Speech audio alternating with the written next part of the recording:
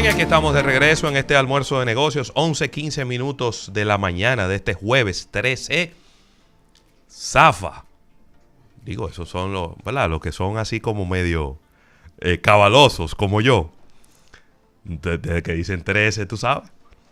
Así que por aquí estamos el día antes del día aquel. Y vamos a agradecer a toda la gente que está haciendo sintonía está sintonizándonos a través de nuestro live en YouTube, también a través de Twitter Spaces y a través de Sentido 89.3. También agradecer al TIS, quien es el auspiciador de todas nuestras entrevistas. Y hoy tenemos una entrevista, Rafael, de bastante actualidad. Es un tema que no pierde vigencia. El tema de los salarios nunca pierde vigencia porque es un tema de interés para todo el que es empleado público o privado. Y es que tenemos con nosotros a Laura Peña Izquierdo, quien es la presidenta de la Confederación Patronal de la República Dominicana, a propósito de que se está hablando de estas reuniones ya, ¿no? Para el aumento salarial, que son reuniones que se retoman siempre de manera periódica, cada cierto tiempo, y ahora ha coincidido. Así que, Laura, qué bueno tenerte por acá y primero enterarnos un poco en qué momento estamos con el tema del aumento salarial, pero sobre todo, cuál es la posición de los empleadores, ¿verdad?, que están representados por la Confederación Patronal en este momento con el tema del aumento salarial. Bueno, primero, muchísimas gracias a ustedes por recibirme en la mañana de hoy. Y como tú bien dices, el tema de salarios es un tema que acapara la atención nacional. Es importante señalar que esta es una conversación que se establece en el Código de Trabajo, que es cada 2 años. Cada 2 años. Correcto. Permite que sea antes si una de las partes tiene alguna razón o algún aspecto que quiera revisar antes de esos 2 años. Y eso sucedió en el 2023, que se cumplían los 2 años en el mes de agosto del 2023, y en enero se recibió una comunicación del Ministerio convocando el Comité Nacional de Salarios en el amparo de que veníamos de un año de alta inflación. Sí. Entonces se ameritaba pues convocar el Comité Nacional de Salarios para una revisión anticipada del salario mínimo. En esta ocasión, pues ustedes saben que en la semanal el presidente anunció, o más bien contestó una pregunta donde indicaba que mínimamente pues entendía que el aumento salarial tenía que ser un 20%. Entonces, inmediatamente, pues, se activó el Comité Nacional de Salarios. Nosotros sí sabíamos que este año tocaba la revisión del salario mínimo. Es importante, salario mínimo no sectorizado. O sea, no estamos hablando de todos los salarios del país ni de todos los sectores. Estamos hablando de salario mínimo. Porque a veces la gente piensa que la conversación tiene que ver con aumento salarial general y no es así. Sí. Eso es algo importante que se aclare. Entonces, recibimos la convocatoria. Ya tuvimos una primera reunión la semana pasada, donde nos juramentamos los que vamos a participar en ese conversatorio, y se quedó en que se iba a reunir el Comité Nacional de Salarios en el día de ayer. Nosotros inmediatamente, inmediatamente reunimos a los sectores, a la membresía, equipo económico, porque tenemos que hacer un levantamiento y tenemos que hacer un proceso de consulta con todos los sectores, porque cada sector tiene su realidad, cada empresa tiene su realidad. No es lo mismo la gran empresa que la micro, la pequeña y demás. Entonces inmediatamente empezamos y entendíamos que íbamos a poder depositar una propuesta y vamos a presentar el miércoles, ayer. Sin embargo, el martes, aún trabajando, ya nos daba la tarde y nos dimos cuenta que no estábamos listos. Entonces decidimos pedir una prórroga de esa reunión. Muy bien. Mandamos una comunicación al ministerio y el Comité Nacional de Salarios pues nos otorgó esa prórroga. Muy bien. En ningún momento, no es un proceso dilatorio ni nada, es un legítimo proceso. Bueno, es que hay que ir bien preparado a una mesa de discusión. Tripartita, y no es, pedir una prórroga no es algo que está ajeno a cualquiera de los sectores que lo quiera solicitar. Porque nosotros entendemos que para llevar una propuesta, tenemos que llevar una propuesta primero bien sustentada y segundo también unificado con los sectores que nosotros representamos. Y no sé si quizá es justo decir que la parte que más responsabilidad tiene dentro de toda esta discusión es precisamente el sector empresarial. Bueno, que es de donde sale el dinero. Exactamente. De ahí es que va a salir el dinero. Correcto. Porque del otro lado, no es que no tengan igual de responsabilidad, está el Estado a través del Ministerio de Trabajo, pero también están los sindicatos de los trabajadores y los representantes de los trabajadores, que son los que ponen la fuerza laboral. Pero de donde sale el dinero para el aumento es del sector empresarial. Entonces, tú tienes que saber de dónde va a salir ese dinero, porque el dinero no sale del aire, no es una mata a la que tú le arrancas 2 hojas. Correcto, ¿no? Y el sector gubernamental en esa mesa de diálogo tripartito siempre sirve como árbitro, como mediador, para buscar un punto de entendimiento entre las partes. Esa fue mi experiencia de hace 2 años, que lo logramos con el ministro de Trabajo de Camps. Y la verdad que llegamos a un punto de entendimiento. Y esas mesas, en los años que he visto los acuerdos, realmente se ha llegado a consenso tripartito. Claro. Y esa es la idea, que lleguemos a un consenso en esa mesa. Laura, se hace para que el público tenga conocimiento de que esto es, nos sentamos y con una calculadora decimos un 10, un 15, un 20, que no funciona así. Se hacen estudios de antes de sentarse en todas estas mesas de impacto de que económicamente esto no genere inflación ni genere tampoco un shock en la empresa que tenga que sacar a muchos empleados, que ninguna empresa quiere despedir sus empleados. En ninguna parte del mundo, ninguna empresa quiere hacer despidos masivos. ¿Se hacen estos estudios antes de sentarse en la mesa de diálogo? Sí, pero precisamente por eso viene la dilación, porque nosotros lo que tratamos es de, en estudios económicos, con nuestro equipo económico, poner ese 20% en los cálculos que se hacen y ver cómo impacta eso, tanto en inflación como impacta también en una nómina. De una empresa. Claro. O sea, no todas las empresas están preparadas para hacer ese aumento. Porque miren que lo que pasa, la gente dice, pero es solo salario mínimo. Pero es que no es solamente salario mínimo, que cuando tú aumentas el salario mínimo, tú desplazas hacia arriba todas las demás escalas salariales. Por supuesto. ¿Por qué? Porque entonces tú haces el aumento del salario mínimo, se junta con la persona que sigue. El supervisor. Con la escala de un supervisor o un subgerente o un auxiliar, lo que sea. Entonces el auxiliar dice, yo no puedo tener salario mínimo. Entonces a mí hay que aumentarme. Entonces esos son los análisis que precisamente nosotros hacemos, porque el sector empresarial, que tiene tantos años hablando de crear empleos formales, porque es el empleo que tiene protección social. Tenemos salud, pensiones y riesgos laborales cubiertos. Y es lo que nosotros queremos fomentar en la economía. Toda economía lo que quiere es que se vaya desplazando y se vaya disminuyendo la informalidad, que en nuestro país ronda el 56%. Muy alta. Muy alta. Entonces, el promedio de América Latina anda por 51%. Entonces, nosotros queremos ir bajando esa informalidad, pero de la única manera que le podemos hacer es creando esos empleos formales. No solamente donde está el informal, pero también que las empresas también sean una fuente de creación de empleos. Pero si tú tienes una empresa que te dice, bueno, no puedo aumentar un 20, no puedo aumentar un 25, pues entonces lo que hago con 2 empleados, pues yo se lo voy a asignar a uno y saco el otro. O sea, esos son temas que nosotros tenemos que proteger, que no suceda, que la gente no pierda sus empleos. Y además hay una baja importante del servicio y de la operatividad cuando una persona tiene que hacer la labor de 3. Así es. Es un tema eso. Y mira este dato interesante. Estuvimos reunidos ayer con un sector en particular y nos decían que la materia prima de ellos son las personas, su capital humano. O sea, hay personas que su materia prima es algo físico, ¿verdad? Su producto. Un producto, etcétera. O servicio. Pero en este caso su materia prima es el capital humano.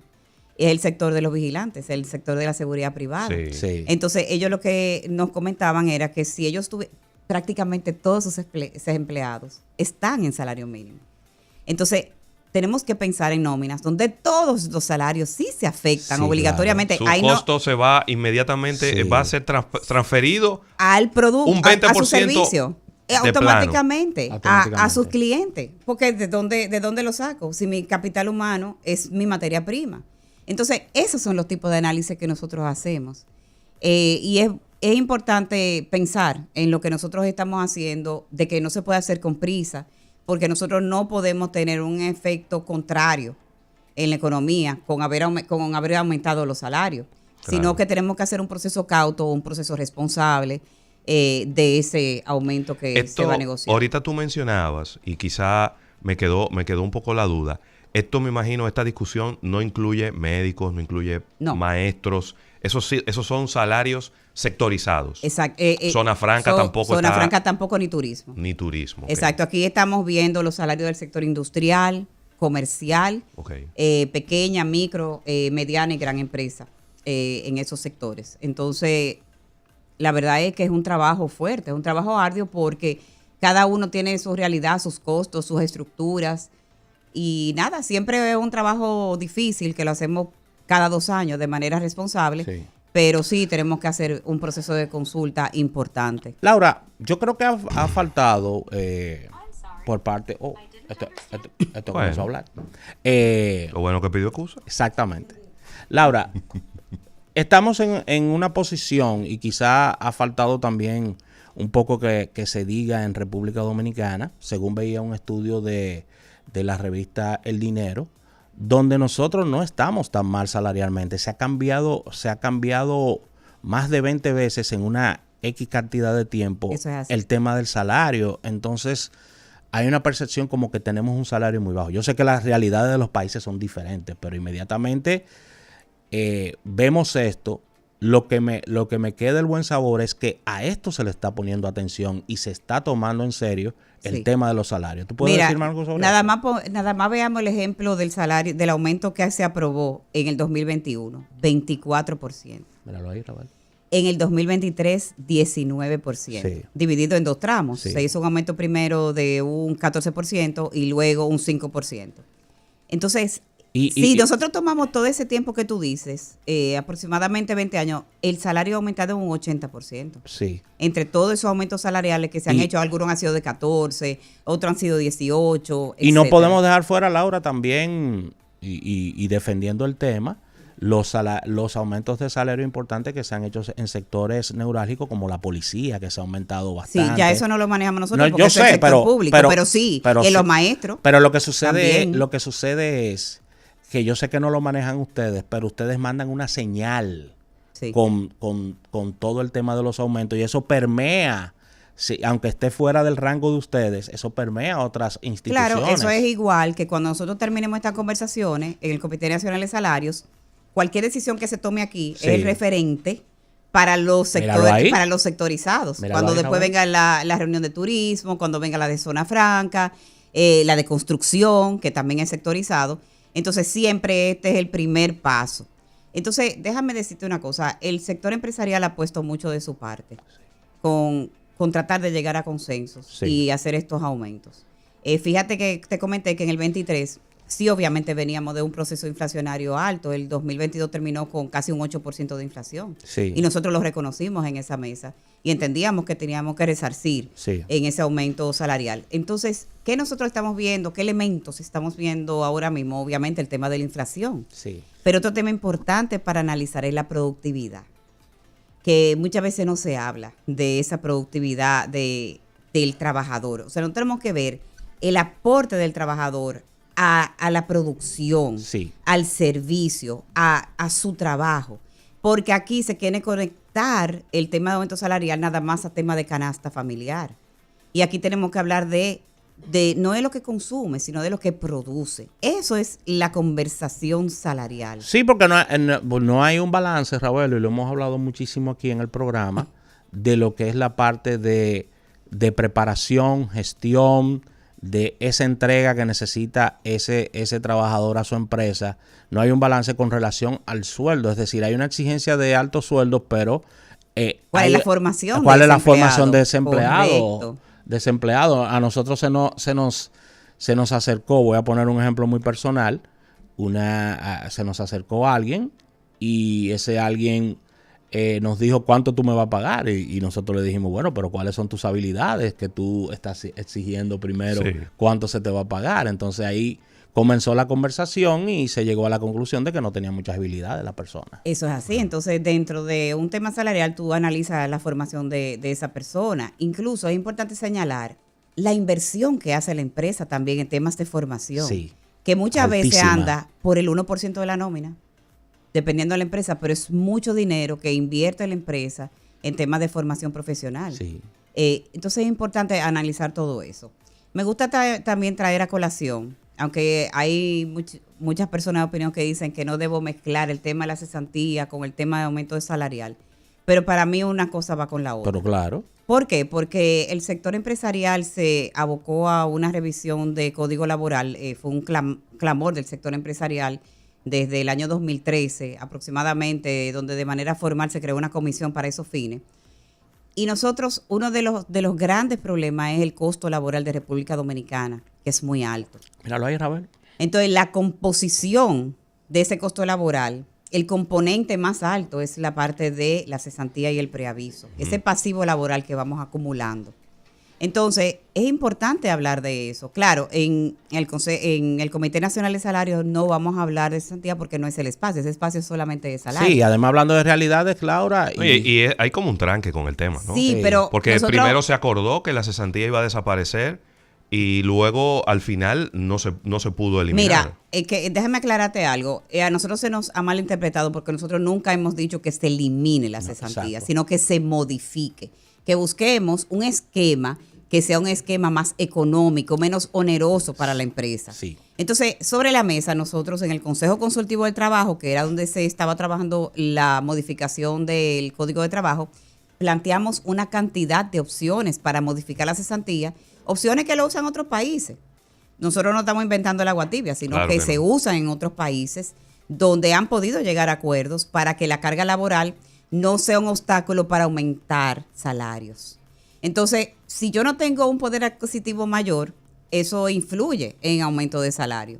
Y nosotros entendíamos que antes de esta conversación salarial, nosotros quizás teníamos que haber llegado a un acuerdo en relación a la cesantía, pero la verdad que no se pudo. Hay un tema de realidades, Laura. Independientemente de que un empleado, un gerente, un supervisor, un vendedor sea excelente en su trabajo, va a llegar un momento que por escalas de comisiones, de trabajo y todo eso, va a acumular un dinero que para la empresa es un enorme pasivo laboral y tiene que lamentablemente tomar la decisión, a pesar de ser un gran trabajador, de cancelarlo porque no puede extenderlo más en el tiempo. Sí, pero también mira qué pasa. La cesantía tiene su razón de ser y es una indemnización que se le paga a un trabajador que la empresa decide separar de la empresa de manera unilateral. Claro. Óyeme, yo tengo que indemnizarlo porque yo lo estoy separando de la empresa sin razón. Entonces esa persona va a durar un tiempo buscando trabajo y tiene que subsistir. Pero ¿qué sucede? Recuerden que cuando este código se aprobó en el año 92, no se había promulgado la Ley de Seguridad Social. Claro. Entonces ahí entra una carga laboral que no teníamos en el año 92, pero le da una protección social al trabajador también y vamos a decir una tranquilidad que antes no tenía. El 70% de la seguridad social la financia el sector empresarial. Claro. El 70%. Claro. Entonces, son costos laborales que se adicionan en ese momento. Importantes. Entonces, nosotros lo que hemos pedido es que se adapte la cesantía a la realidad que nosotros estamos viviendo ahora, que no vivíamos en el año 92.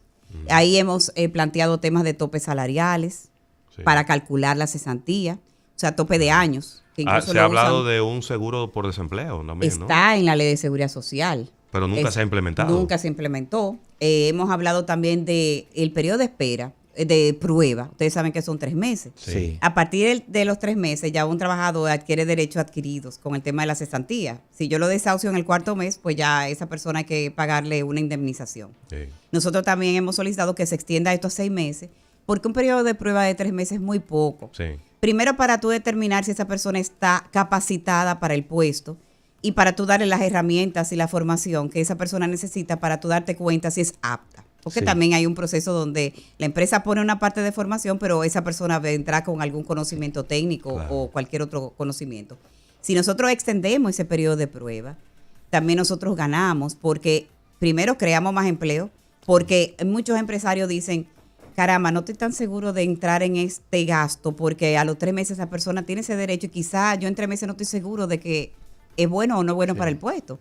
Pero si yo tengo periodo de prueba de 6 meses, entonces un empresario va a tener más confianza en decir, pues yo sí lo voy a emplear porque tengo 6 meses de prueba, no 3. Esa ha sido otra opción que nosotros planteamos.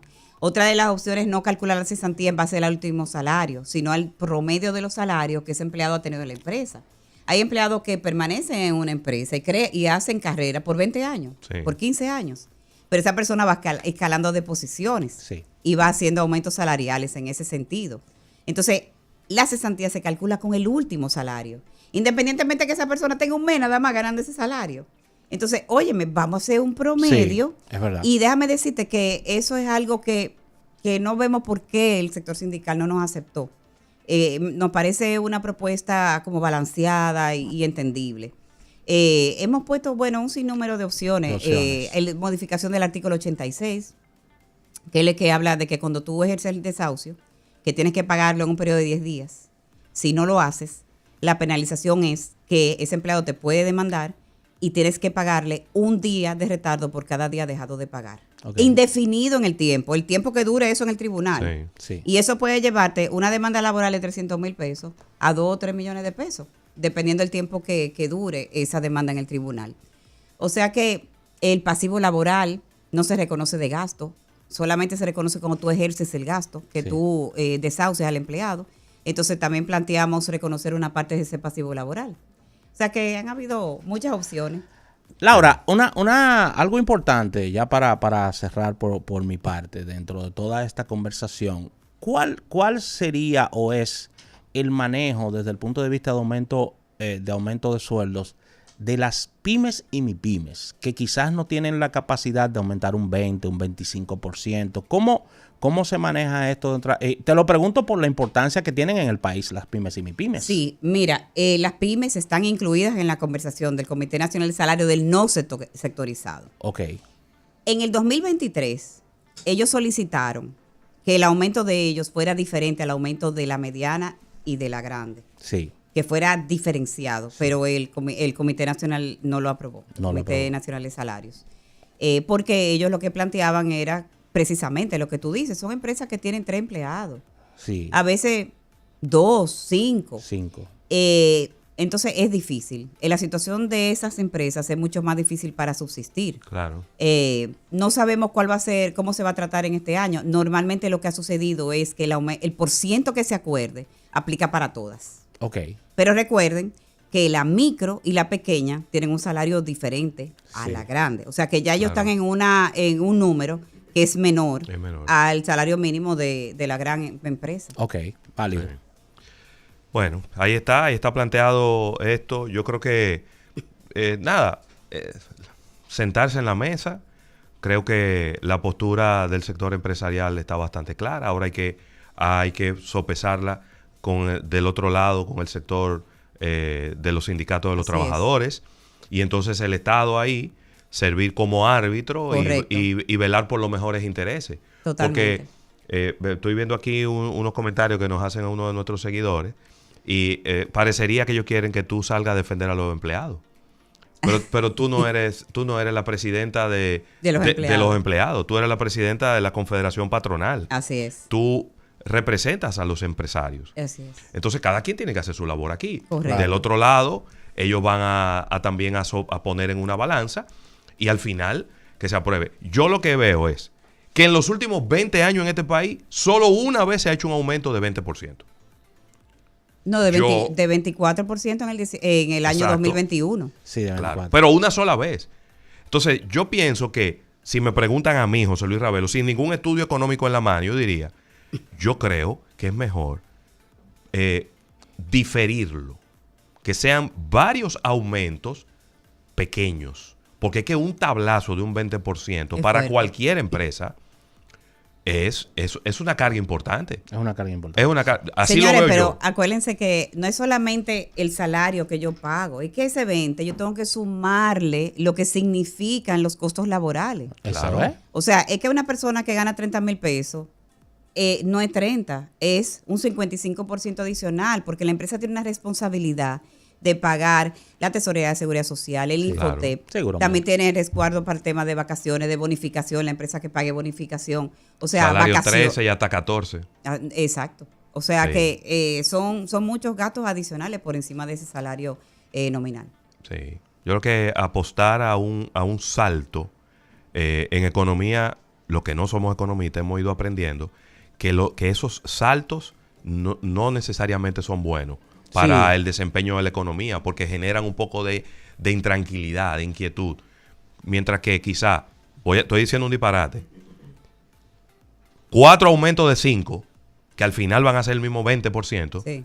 probablemente son más Llevaderos. y tranquilos y más planificables que un aumento. Y hay ejemplos, Ravelo. Nosotros sabemos de empresas privadas, Laura, que tienen un modelo de negocio que quizás su salario no es tan alto, pero cada 3 meses ellos te dan un bono. Y la gente está esperando ese tercer mes para ese bono y con eso compensa. Y cada 3 meses está recibiendo otro. O sea, es decir, recibe 4 bonos en un año. Cada 3 meses y le da resultados. Señores, es que hay que ver compensación variable. que hay variable. compensaciones por encima del salario mínimo. Sí. Hay empresas que tienen esos bonos, que tienen metas y por las metas pues le dan un bono por cumplimiento, por desempeño, o sea, por horas extra. Hay sectores que trabajan en los vigilantes, según estuve conversando ayer con el sector de los vigilantes, AD5, ganan 2 horas extra diarias. Sí. Ellos estuvieron aquí en el programa. Hace unos días, claro que sí. Entonces eso tengo que sumarlo, no es solamente salario mínimo, entonces tengo que sumo las 2 horas extra que ya son por dadas porque trabajan las 2 horas extra diarias. Y volvemos al principio. No hacemos nada haciendo un importante aumento cuando la empresa va a tener que tomar la lamentable decisión de sacar aparte de sus recursos humanos de la empresa. No, y te aumenté un 20% y inmediatamente viene un impacto inflacionario de un 12%. Entonces, en realidad, lo que recibiste no fue un aumento de un 20%, fue de un 8% nada más. Sí, y vamos a recordar también el tema de la tecnología.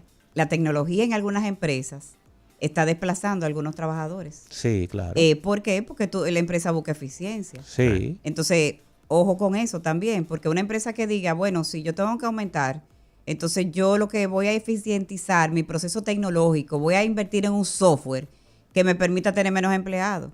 Entonces, esos son temas, son realidades que hay empresas que hoy en día están viviendo. Claro que sí, claro que sí. Además, con la llegada de la inteligencia artificial acelera ese proceso, ¿no? Así mismo. Así que, Laura, encantado de tenerte con nosotros. Gracias a ustedes por la invitación. Excelente. Buenísimo. Pues gracias por acompañarnos, Laura, y bueno, éxitos en esas mesas de negociación. Laura Peña Izquierdo, que después la vamos a traer así como atada después de toda esta conversación. Cuidado. Hablar también un poquito de seguros aquí, ¿por qué no decirlo? ¿Por qué no decirlo? Así mismo. Como invitada a nuestra sección, Ravelo. Excelente. ¿Qué te parece? Bueno, claro que sí. Muy bien, vamos a agradecer a tenemos un segmento con Miguel Villamán, ya tú sabes. Sí. ¿no? Bueno, pero Villamán y yo somos. Pero ven acá. Vamos a agradecer al TIS por el auspicio de esta entrevista. Vamos a un break comercial y al retorno venimos con más en Almuerzo de Negocios.